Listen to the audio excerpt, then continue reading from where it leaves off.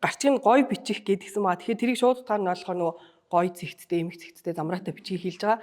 Гэхдээ миний бас яг хэлэх гээд байгаа одоо санаа зорилго маань юу юм гэхээр гоё гэдэг нь нөгөө нэг илэрхийлж бичих. Тэр одоо бичиж байгаа зүйл утга санаа тэр агуулгыг бас яриад байгаа шүү гоё бичнэ гэдэг нь. Одоо жишээлбэл тогтмол унших, дадал хэвшил суулгах бол маш чухал. Ярих, сонсох, бичих, унших нь хоорондоо зайлшгүй холбоотой зүйлүүд. Хүмүүс болохоор ихэнхдээ ингэж бичнэ гэдгийг тусдаа юм зүйл гэж ойлгоод. Тэгэхээр энэ төр чинь яг хоорондоо яг холбоотой, зайлшгүй холбоотой зүйлүүд. За тэгээд мэдээж байнга бичих, бичгийн асал ажил хийх нь чухал.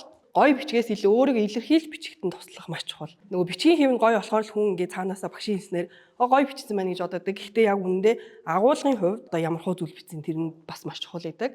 За тэгээд зөвхөн академик бичвэр эсэнээс гадна өдөр тутмын бичвэр хийх, жишээ нь өдрийн тэмдэглэл бичих гэдэг ч юм уу энэ бол маш чухал. Яг хүүхдийн бичгийн одоо чадварыг хөгжүүлэхэд одоо хүүхдийн бичгийн чадвар хөгжснөөр ямар давуу талтай бэ гэхээр бичгийн шүүмжлэлтэй сэтгэх бодох чадварыг хөгжүүлдэг. Нөгөө англиар critical thinking skill гэдэг чинь тэ. Тэгэхээр яг ингэж хүүхд бичээд уншаад байна гэдэг чинь тэр нөгөө ямар нэгэн зүйлийг шүүмжлэлтэй сэтгэх тэр зүйлд нь одоо чадварыг хөгжүүлдэг. Бичдэг хүний угаасаа яг ингэж яриа хүртэл эмх зэгцтэй байдаг шүү тийм ээ.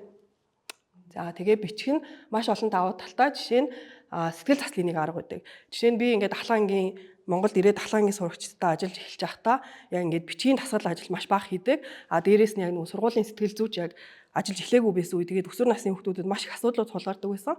Тэгээд тэр үед хүүхдүүдэрээ би өдрийн тэмдэглэл бичүүлж эхэлсэн. Тэгэхээр тэрийг болохоор эхлээд за чи өөрөө чадчихвэл англиар бичиж, чадахгүй бол монголоор бичиж болно гэд тэгээд багш нь зөвхөн уншина, өөр хүн уншихгүй гэж хэлээд хүүхд толгой өөрийнхөө дуртай дэвтэр дээр ингээ өдрийн тэмдэглэл бичиж эхэлсэн. Тэгээд би 7 хоног нэг удаа хурааж аваад буцаад би тэр тэмдэглэлийн нар дээр ингээд яасан гоё юм бэ ч гэдэг юм ингээд буцаад хариу бичээд ингээд захаа шиг ингээд харилцдаг байсан. Тэгэнгүүт тэр нь ингээд давхар тэр хүүхдийн бичгийн чадварыг хөгжүүлэхээс гадна сэтгэл заслын арга болоо явж исэн гэсэн. Тэгэхээр тэр дэвтрээ ингээд бүр нандинаад хайрладаг, өөр хүнд үзүүлдэггүй. Тэгээд яг ингээд өөртөө тулгарч байгаа асуудлуудаа ингээд маш их бичдэг байсан.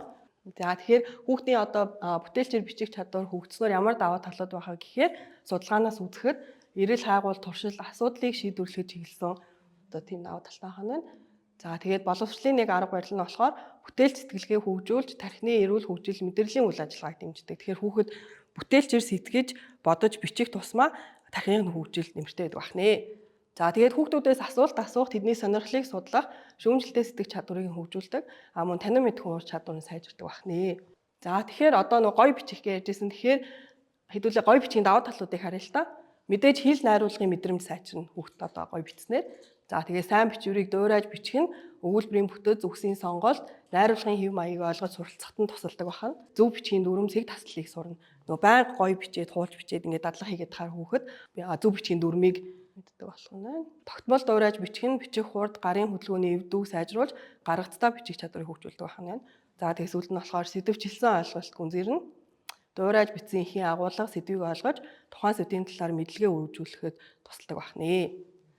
За эсвэргээрээ тэгвэл гоё бичгийн сул талууд нь юу ах нь вэ? За тэгээ нөгөө дандаа хуулж бичээл гоё ингээл хуулж бичээл дуурайж бичээд тахлаар бүтээлч сэтгэлгээ нь хязгаарлагдмал болдог байна. Хүүхэд яг өөрийнхөө бодож санаж байгаа бичих биш ямар нэгэн зүйлийг л хуулаад гоё бичих гээл нөгөө бичгийн хэвдээ анхаарал тахаар яг тэр бүтээлч сэтгэлгээ нь хязгаарлагдана. За тэгээ хэд хамаарал үүсэх магадлалтай. Дуурайж бичихэд дасан сурагчид өөрийн санаагаар бичгээс айлсгийж бэлэн их сурвалжид хит найддаг болох боломжтой. Тэгэхээр мэдээж гоё бичүүлэх нь чухлаа. Гоё гаргацтай бичих. Гэхдээ энэний цаана маш олон асуудлууд байгаа. Тэгэхээр хүүхдийг нөгөө өөрийгөө илэрхийлж бичихт нь туслах бол маш чухал ахнэ. За энэ юусэн үнэхээр бусдын бичвэрийг дуурайж бичих нь өөрийн бичгийн хэв маяг өнгө төрхийг хөгжүүлэхэд саад болох магадлалтай. За тэгээ хувийн ойлголт дүгнэлт тутмаг байх. За эссе гэд би нөгөө нэг эссе бичгийн хичээл орж исэн болохоор энэ дээрээ одоо толгуурлаад ярих гэж бодсон. За тэгээд Америк хүүхдүүдтэй ажиллаж байгаад Монгол хүүхдүүдтэй ажиллаад эхэлсэн чинь ямар асуудлууд гарсан бэ гэхээр энгийн бичих чадвар маш тотмоо гэдэг. Монгол хүүхдүүдээр эссе бичүүлэхээр ингээл амар гоё уран яруу бүр ингээл хамгийн гоё үгнүүдийг ашиглаж бичгийг яг бүгдээр яг тэгж хүсдэг ингээл бараг шүлэг шиг бичиж идэг. Тэгээд нөгөө ингээд гадагшаа явж байгаа сурагчид маань эсээгээр өөрийгөө дүгнж ер нь бол бичих шаардлагатай байдаг. Тэгээд ингээд эсээг нь уушхаар бүр ингээл нэг юм утга зохиол, уран зохиол юм уушж байгаа юм шиг бүр ингээд амьдралаас хитрхи хүндий хол энгийн зүйл юусоо бичиж чаддаггүй. Гэтэл яг Америк хүүхдүүд одоо Америкийн сургууль, гадаадын сургуулийн одоо хүмүүс юуг нь харддаг гэхээр энгийн байх тусмаа тэр хүүхдийн эсээ маш чухал гэдэг. Яг өөрийнхөө тухай одоо тайлбарсан өөрийгөө танилцуулсан эсээ. Тэгэхээр Монгол хүүхдүүд нөгөө нэг багаасаа хуулж бичдэг дандаа гоё юм үг хэллэгтэй хуулж бицээр агаад өөрийн гэсэн тэр үзэл бодол нь байхгүй болоод энгийн ерөөсө бичих чадвар байдаггүй. Тэгээд хэд хэцүү ойлгомж өгөхс маш их хэрэгэлдэг. Одоо ялангуяа англиар бичүүлж хахад энэ өстой гоё үг энэ аюу хүнд үг мэдэхгүй энийг оруулчихъя гэд тэр үгнийхээ утгыг ойлгоогүй жээж тэр өгүүлбэр дундаа очиад начдаг. Тэр ерөөсө тэр энгийн үг хэллэг хэрэгэлдэггүй. Ингээл нөө гоё хэцүү үг хэрэглэх тусмаа миний англи хэл аюу мундаг гэж харагдана гэж ойлгодог. За тэгээд бүтээлчээр бичиж чаддаггүй.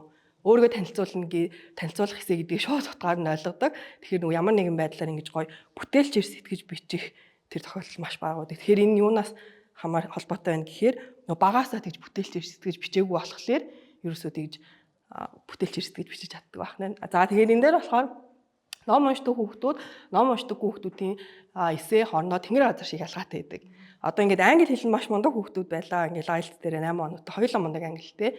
Тэгээд тэр хоёр хүүхдийн эссег уншихад бүр ингээд тэнгэр газар шиг ялгаатай. Ном уншдаг хүүхдийн эссе бүр ингээд нүдэнд харагдтал, бүр ингээд гараар бартал, тийм гоё ингэж одоо мэдрэмжүүдийг оруулсан бүтээлчээр бичдэг байхад ном уншдаггүй хүүхдийн эссе зүгээр л юм хуураа. Ерөөсөө ингээд хүнд наалддаггүй. Тэгэхээр ерөөсөө хүүхдийг ном уншуулах нь бас маш чухал ахнэ. За тэгээд хүн ахлах ангиасаа эхэлдэг биш, бүр 1-р ангиасаа эхэлдэг асуудал. Тэгэхээр яг тэр 1-р ангиасаа бүтээлчээр бичиг өөрийгөө илэрхийлж бичээ сурсан хүүхэд ахлах ангид ороод эссе бичгэд бол асуудал байхгүй нахна шүү дээ. Багасаа л хуулж бичээл гоё бицээр агаад өөрийгөө илэрхийлж чадахгүй болсон хүүхэд ахлах ангид ороод яг эссе бичнэ гэдэг зүйл дээр маш их цаг заваалддаг, маш их асуудал үүдэг. За тэгээд саяхан болсон энэ нөгөө тэнгэр телевизийн панел хэлэлцүүлийн хэсэг дээр нөгөө нэг artificial intelligence-ийн талаар маш их ярьжсэн Химэл оюухан. За тэгээд энэ дээр төвшигт эрдэнэгээд редактор маань юу гэсэн бэ гэхээр бичиг хуулийн 80% нь ерөөсө бодохтой байдаг. Тэгэхээр яг бодоод уншаад сэтгэдэг хүүхдүүд бол бичих чадвар нь ч гэсэн маш сайн байх нь шүү дээ. Тэгээ Химэл оюухан зөвхөн 20% буюу тэр үгсийг холбох, өгүүлбэрт байрлуулах ажлыг л маш сайн хийдэг байна. Тэгэхээр одоо ингээд сүүлийн үед хүүхдүүдийн нэг ойлголт нь ChatGPT хөгжсөн юм чи тэрнгээр л бичүүл чинь. Тэгээ ялангуяа одоо өөрийнхөө илэрхийлэх тэр эсээгээ ChatGPT-гээр бичүүлнэ гэж яриад байдаг байхгүй. Хизээч тэр хүнийг одоо тэр зүйлийг одоо тэр Химэл оюухан бичиж чадахгүй. Тэгэхээр ерөөсөө яг энэ бичих хуулийн 80% нь ерөөсөө тэр бодох. За яг бүх багш нар биш. Гэхдээ их багш нар бага ангийн сурагчдыг яадаггүй гэхээр чимээгүй суу, зөв суу, олон юм ярьлаа гэд тэр хүүхдийн ярих чадварыг хариуд идэг. Тэгэхээр ингээ би бас яг өөрөө ахлаа ингээд хичээл орж исэн ч гэсэн хаяа ингээ бага ангиудаар явдаг байсан. Тэнгүүд ингээл гадны хүн ингээл өөр багш ороод хөө зүгээр суу, айтаахан суу, чимээгүй аа гэд ингээд би болохоор ороод ингээд номом яриулаад хооронд нь тэр хүүхдүүдийг ингээд идэвхжүүлэх ажил хийх гэдэг чимээгүй суугаач зөв суу гэж бүгдийг нь ерөөсөө нэг ингээл ширээний ар суулгах тийм юм нь хүсэлтэй байдаг. Тэгэхээр яг тэр нь хүүхдийн ярих чадварыг маш их хордог. Ярих чадвар нь хоригдсноор бичих уншаад бүх тэр чадварууд нь бас давхар хоригдоод идэх бахнэ. За тэгээ бүх хүүхдүүдийг уран зохиол бичдэг зохиолчд болох гэж байгаа мэд яруу уран дүрслэлээ бичгийг манай боловсролын сургалтын одоо энэ юу шаарддаг бахна систем өөрөө. Яг ингэж өөрийгөө илэрхийлээд энгийн бичвэр биш бүгдээрээ л гоё ингээл их орон минь, ижи минь, аав минь заавал тийм зүйл бичүүлэх гэж маш их одоо хүүхдүүдийг зовоодаг. За тэгээд бичүүлэх сэдвүүд хүүхдийн нас, сэтгхүүн онцлог, өдөр тутмын ахуйн амьдралдаа ерөөсө холбоогүй зүйлүүд маш их байдаг. Энэ дээрээс одоо тэр жишээнүүдээ харуулчих уу? Гэтэ яг хөө мэдээж ингээд Монгол хүн юм чи одоо ингээд 5 ашуу малаач гэдэг юм уу Монгол их орон энэ мэдчих шаардлагатай тийм сэдвүүдээ ч гэсэн бичих хэрэгтэй. Гэхдээ ерөөсөө тэр хүүхдийн нас сэтгхүүн онцлогийг авч үздэггүй. Тэг энгийн зүйл ерөөсөө хүүхдүүдээр бараг бичүүлдэггүй. Амьдралаас нь тис өөр болохоор тэр хүүхэд одоо ихэнх жоохон хүүхдүүд яг ингээ бага ангийн хүүхдүүд Монголын хажил дургу гэдэг. Ёо гэж бүгдээрээ ягаад тэгэхээр яг өөрийнх нь амьдралтаа холбогдохоор өдөр тутмын тийм сэдвүүд нь маш хомос байдаг. Би тэгээ нэг одоо ахлангийн хүүхдүүд ингээ эссе бичих гээд яаж эхлэх юусэн мэддэггүй. Айгу мундаг англитэй хүүхдүүд ингээл гадны том сургууль явах гээд байдаг. Эсээгээ эхлэхээр багшаа юу бичих юм мэддэггүй. Тэгээ бүр ингээд ерөөсөө ингээд янз бүрийн эссе уншлаа. Би өөрөө ерөөсөө бичиж чадахгүй нэг. Тэнгүүдээ хамгийн ихний миний хийлэгдэх тасал ажил юу вэ гэхээр зүгээр өөрийнхөө бүх даваа талуудыг чагсаага бичиж. Яг чи ямар юм хийж чаддیں۔ За дараагаар нь юу сонирхолтой ингээд тэргээ чагсаага бичих гээд ингээд эхлээд ийм зүгээр юм бичвэрүүд хийлэгдэх байхгүй. Тэгээд дараа нь нөгөө нэг үгийн тоо одоо өгүүлбэрийн бүтэц алдаа энтерт ерөөсөө санаа зовхгүйгээр зүгээр юм чөлөөт бичлэг хий. Free writing гэж ярьдаг англиар. Зүгээр ингээд өөрийнхөө толгой дотор орсон бүх юмаа ингээд зүгээр нэг цаасан дээр 2 хуудсан дээр биччихээ. Тэгж жаад наатах чинь ингээд гоё загварт оруулаад ингээд явъя гэдэг ч юм уу. Тим насал ажлууд маш их хийдэг. Тэгэхгүй болохоор монгол хүмүүс яг ингээд амар гоё эссе бичмээр байдаг багшаа ерөөсөө бичиж чаддгүй. Ерөөсөө яг юу гэж илэрхийлж өөрийгөө танилцуулахаа мэдэхгүй байна гэдэг. Тэгэхээр яг тийм жижигхэн юм дасгал ажлууд ингэж хийж ижил тэр эсэгийг сайжруулж ирнэ бол бичнэ гэдэг.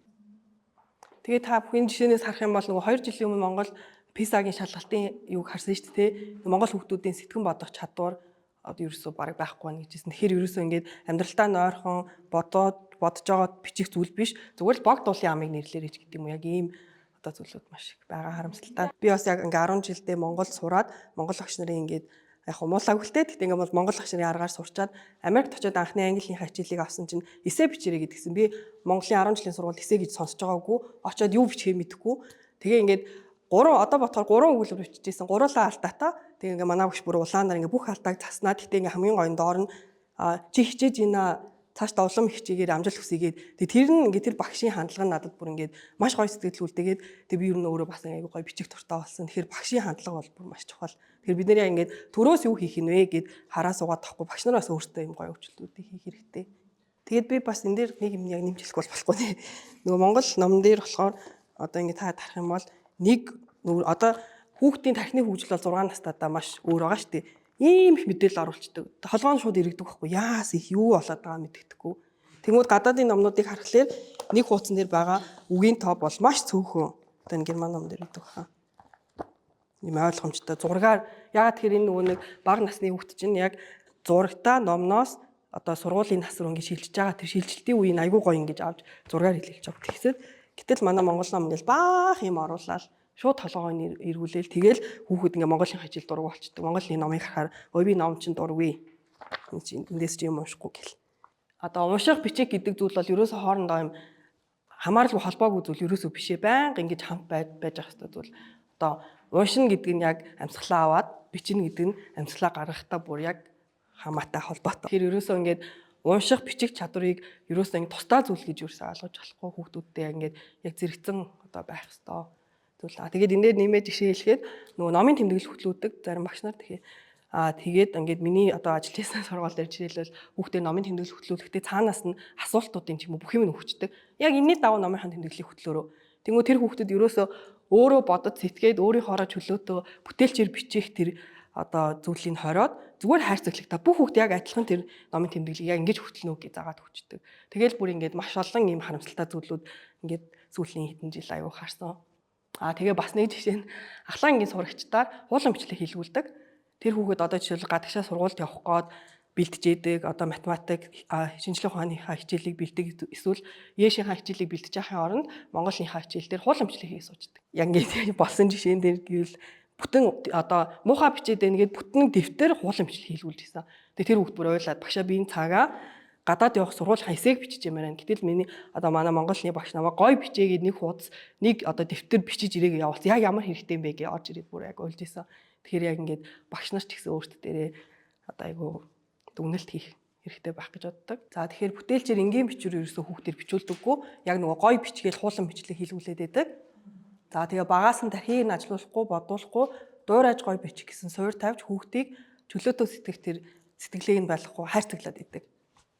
Тэгэхээр бид нар бол одоо хамгийн түрүүнд гой бичин зүгээр ингээ хүн харахад л гой бичсэн байх нь чухал гэж байгаа болохоос тэр хүүхдийг ерөөсөө гой дотроо бодож байгаа гой зүйлээ ч юм уу илэрхийлж бичих тэр одоо чадварыг ерөөсөө олгодоггүй хааж боодог. Тэгээд энээсээ үүдээд хүүхдүүдийн унших чадвар, ярих чадвар, сэтгэн бодох чадвар гээд маш олон зүйлд нь сөрөг нөлөөтэй байдаг бахнэ. Тэгэхээр саяын та харсан жишээнээс гадны орны номнууд болохоор яг хүүхдийн өдөр тутмын амьдрал дээр нь тохиолддог зүйлүүдийг бичиж уншиж харуулдаг бахна. Тэгэхээр Монгол болохоор яг одоо их сурах бичиг таад бүгд мэдчихэж байгаа бах тий. Хүмүүс шиг англи хэлийг сураад одоо ингээд төгс англитэй болчих юм бол бүр ингээд мундаг хүн болно гэсэн ойлголттой байсан. Маш буруу байсан. Тэгэхээр их хэл гэдэг бол бүр маш чухал.